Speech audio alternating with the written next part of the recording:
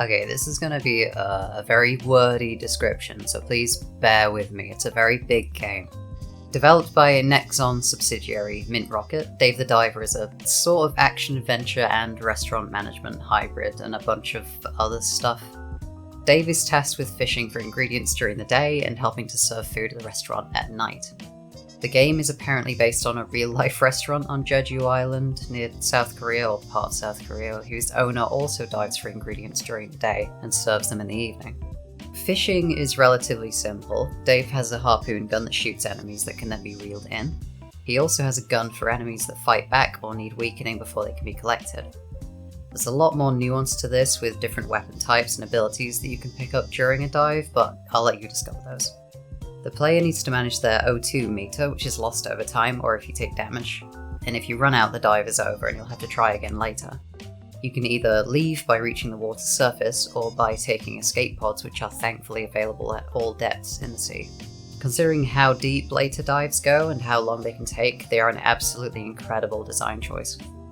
The day is split into day slots and a night slot where the player deals with restaurant management. The fish you collect on each dive are then accessible in the restaurant where the head chef Bancho will serve them as menu items.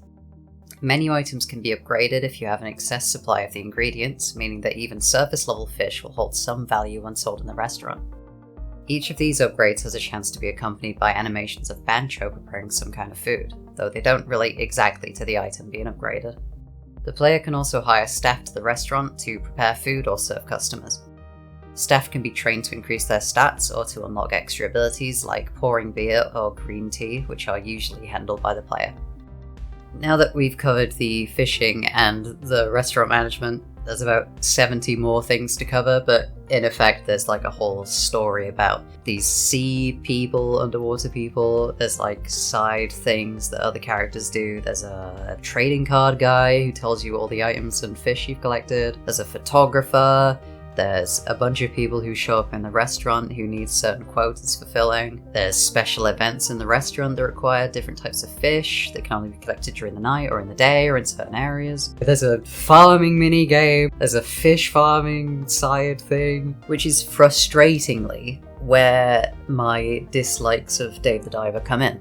Normally you would think, oh, there's more to the game, wonderful, we have more to explore, a longer story, but in this game it kind of feels like there's too much going on. The Sea People village is where the game picks up in terms of story, but it's also where it pulls you away from the diving and restaurant management.